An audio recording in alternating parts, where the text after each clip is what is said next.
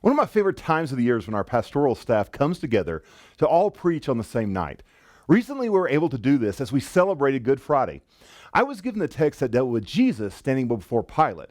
And since we only have about 5 minutes to share, all of us find way more that we'd like to share, but just don't have the time to. So I want to take this devotion to fill you in on the story inside the story of the trial of Jesus, and sort of share with you everything we know about Pilate and his possible motivations on that day 2,000 years ago. Now, the story of Pilate starts with a man named Sarhunus, and Sarhunus was a soldier who was appointed as head of the bodyguards of the emperor in Rome, first under Augustus and then Tiberius. Tiberius trusted him, and they had a great relationship. But when Tiberius fled Rome in 26 AD, he put Sarhunus in a position of power to practically run the empire in his place. One of the many things that he had to do was to appoint governors, and to appoint a governor over a little unimportant province called Judea. So he chose someone out of his own family for one reason or another to rule over this area. This man's name was Pilate. Other than his family name, we don't know much about Pilate before he was appointed as the 5th governor of Judea around 26 AD.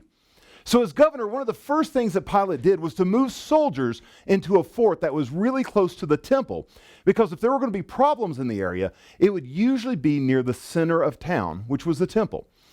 And as was normal in that day, soldiers who would march with banners that would signify who they were, what type of division they were, and would sort of be a rallying point for the soldiers. But the problem was, all these marching soldiers were marching with a banner that had the image of the emperor on them. This caused a huge problem for the Jews who had come to worship at the temple, because they knew God said in his word that you should have no graven images, and the image of the emperor on the banner was breaking that law. So the Jews began to protest and riot outside of Pilate's home, and he convinced them to leave his house and to meet in a larger venue.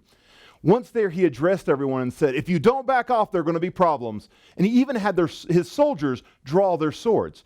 The Jews responded to Pilate by saying, hey, here's my neck. If you want to cut, start here. They would not back down. So Pilate had his soldiers back off, and his leadership took a hit.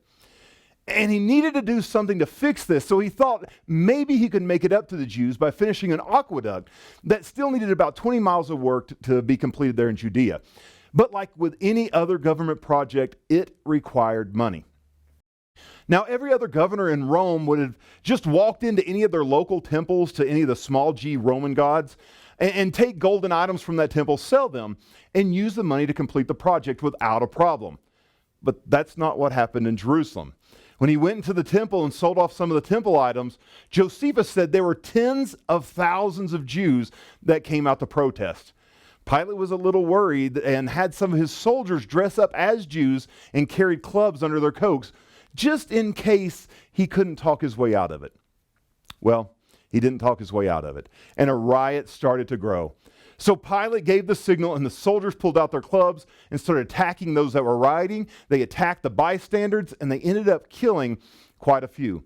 The riot did stop, but I can only imagine that the Jews were not happy with Pilate. There is another issue, too, that we don't know a lot about that Jesus actually mentioned, so it had to be important in the book of Luke. Something about Pilate mixing the blood of Galileans with their offerings. All these events were making the Jews very, very angry. Now, it was around this time that something happened back in Rome that was extremely important to the story. Remember the man that appointed Pilate as governor? Well, he was getting a little too much power back in Rome, and Tiberius, his mom, said, son, you got to come back if you want a kingdom to come back to. So Tiberius returned and had Sarhunus arrested and then executed. But not only had the emperor arrested and killed him, but he started arresting and killing all the governors that he had appointed. So it's no stretch of the imagination that Pilate was under pressure and was worrying about his own life. He tried to make this better by pretending that he and Tiberius were really good friends by making some gold shields. And he didn't put the picture of Tiberius on these. No, he learned his lesson the first time. But all he put on there were words that said, this is from Pilate, and it's dedicated to Tiberius. And he went and he put them in the Jewish temple. And of course, this made the Jews mad as well. So the Jews had the sons of Herod come by and say, look, if you're not going to stop this, we're going to right the emperor ourselves. Pilate, being stubborn, he would not remove them. So they wrote the emperor. And somehow when Tiberius got the letter, he wrote a letter back to Pilate saying, hey, cut it out. Why are you causing me so much trouble? Just move them to another temple, to a different god closer to Rome when you have a chance. And Pilate did so reluctantly. So this is sort of the background where we find ourselves when Jesus was presented before Pilate. And I think this gives us a better understanding of what was going on in his life, his stresses, his failures, the threat on his life, and the possible threat to his wife and his children. It's a lot easier to see why Pilate did not stand up for what was right when it came to Jesus. He just wanted to please people, not do what was right.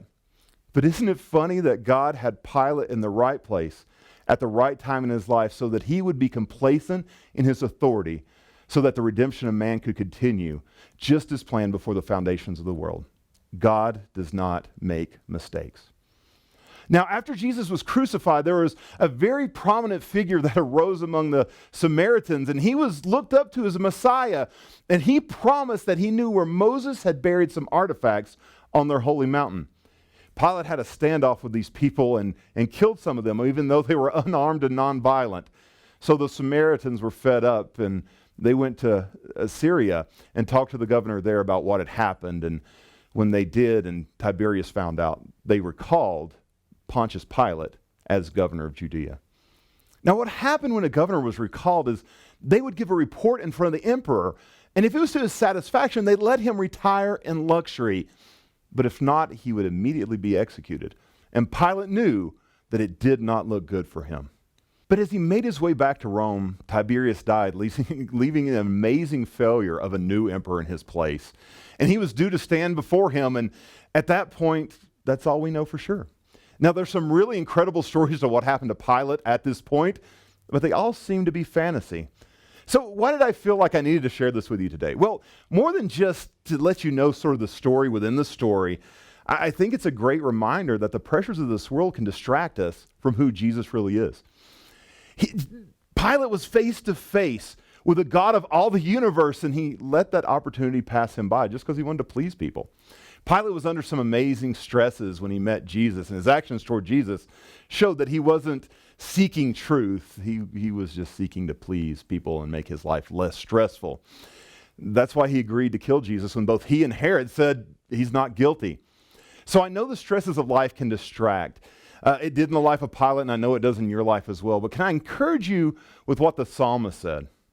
The Lord is near to all who call on him, and to all who call on him in truth. Seek Jesus in truth, no matter what kind of stress you're experiencing, because when you find Jesus, you find the Prince of Peace.